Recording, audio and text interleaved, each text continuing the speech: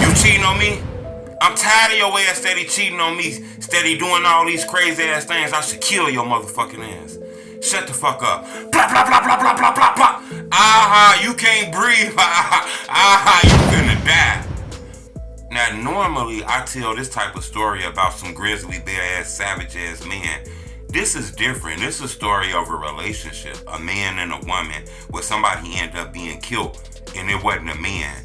This is a story about a crazy ass woman who got involved in a domestic dispute with her man. She been beating on him for a long ass time, putting knuckles, fists, elbows, all kind of shit on him. All kind of stuff, and nobody wanted to believe it because it's hard to believe that a woman is abusing a man. This story going viral around Chicago because she killed this man in cold-blooded in her own apartment. Her kids was in the house, and everybody laughed with her mama and kept it a secret and covered it up. But she was eventually arrested a couple days ago and charged with first-degree murder. A Chicago woman is facing murder charges after a shooting in Old Town. 33-year-old Brianna Gillums was arrested earlier this week on the city's south side. She is now charged with first-degree murder of a 44-year-old man found shot in the 1300 block of North Hudson Avenue back on March 16th. She was in court today for a detention hearing. Hit the like button. This story actually happened in Chicago. Goal on this video 1,000 likes. This one of the craziest stories I done told on the domestic side because normally it's the man, the big gorilla beating up on the woman. This one a little different. This woman was beating on her boyfriend, I guess she had to hate him and shit like that, A lot of this go on in relationships, and I don't want to just put it on a woman because I see a lot of this shit with the men, but I seen it, and this is real, If you're a younger girl and you grew up not having a dad around and seeing a man around and seeing your mom married, then how do you know how to be like a wife or be in a relationship or know how to deal with problems and things like that? A lot of these women grew up in single homes where there be a lot of that abuse in there. And the same thing works for men and vice versa. They have to be aggressive too, so I get it. I'm not just trying to put this on one side.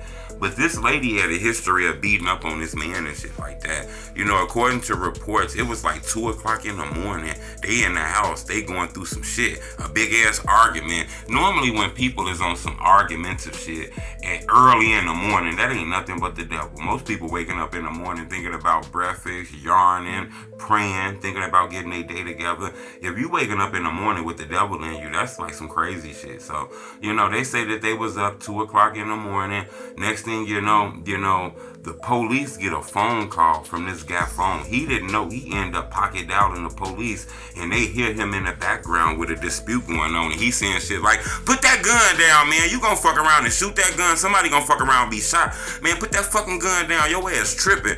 Now, what he don't know is his phone that pocket dialed the police, or maybe he called the police, was fearing for his life.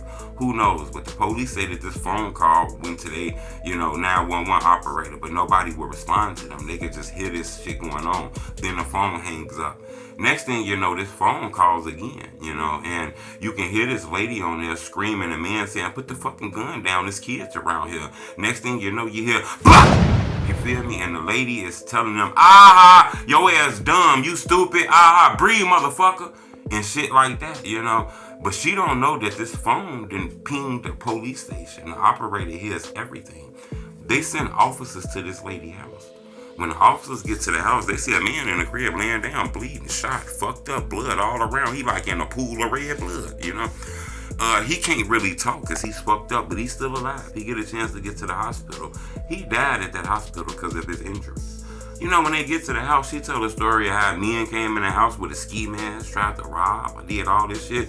She got kids in the house ranging from ages 6 to 16, so it's a grown-up 16-year-old in there. He lying for his mama and shit, I get it, that's his mom. They lying and shit. This what happened. This happened like last month, in the middle of the month, March 16th, I believe.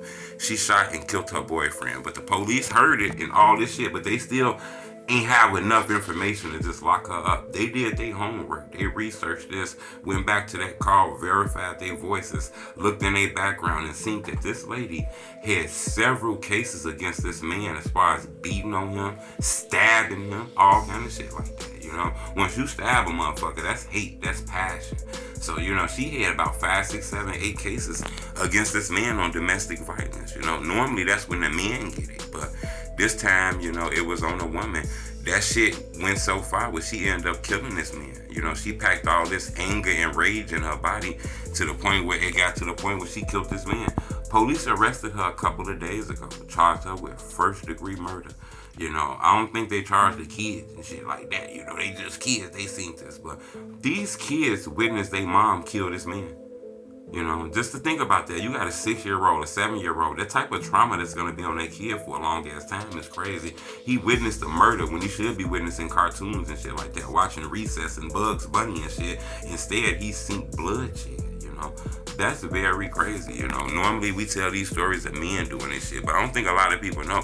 In Chicago, it's violent as hell with the women. Actually, everywhere. I don't want to just pinpoint one place, but that's where I'm from. That's where I be at. So, you know, we just speak on Chicago, but everywhere around the world, it's very, very aggressive with the women. You know, they got guns too. You fuck around, be out here talking crazy to a woman to get your ass popped. They got them blicks in them purses and shit. They be holding their boyfriend guns and shit. So it get like that out there. You know what I'm talking about? But I wanted to bring to your attention, it's a woman that recently got arrested for murdering her boyfriend in the house in a fit of rage. She killed him in front of her kids. Had her kids laugh with her. They covered it up. She almost got away with this shit.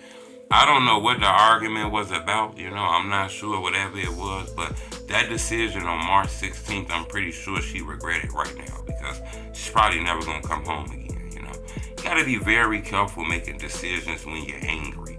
Those are not the best decisions. You know, you got to make decisions when you done calm down and kind of got your mind right, because 5 seconds is probably going to cost her 50 years, you know. Subscribe to my YouTube channel, it's the homie Truth. But I wanted to bring to your attention, it wasn't a man, it was a woman. Brutally murdered this dude. I'm talking about brutally murdered this dude. Blah, blah, blah, blah, blah. Then asked his ass, how can you breathe?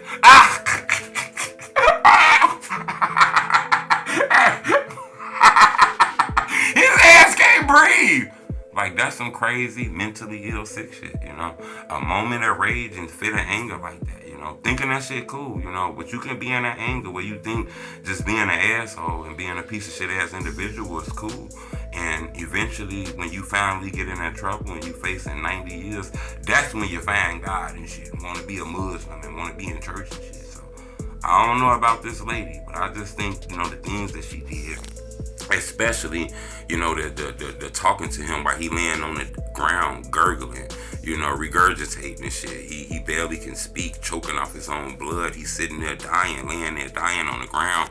And, you know, they're going to talk about that at sentencing. When you go to court and you finally get your time and get convicted, when you go to court and the judge give you that time, you know, the judge will be like, you know, we all make mistakes in relationships, and I get it. You know, a fit of anger and not raised the right way, that can make easy for a young person to make a mistake. You know, I want to just give you 20 years on this case for doing this. But when you laugh at a man that's laying down on the ground, when you start doing shit like that, you know, the judge will give you 900 years. You'll never come home. You have an opportunity to come home in 40 years. Think about it. You're 30 years old. You done committed this crime. They done gave you 40 years because it was a crime of passion. They done gave you 40 years. You got to do 32 of these years. You fuck around, come home in your late 60s and shit. You still got 30, 40 years of your life. You know, but you done fucked around and left and did all that crazy ass shit, you know, doing this shit, and now they done gave you 975 million years. You got to think about that. Subscribe to my YouTube channel. It's the homie Truth.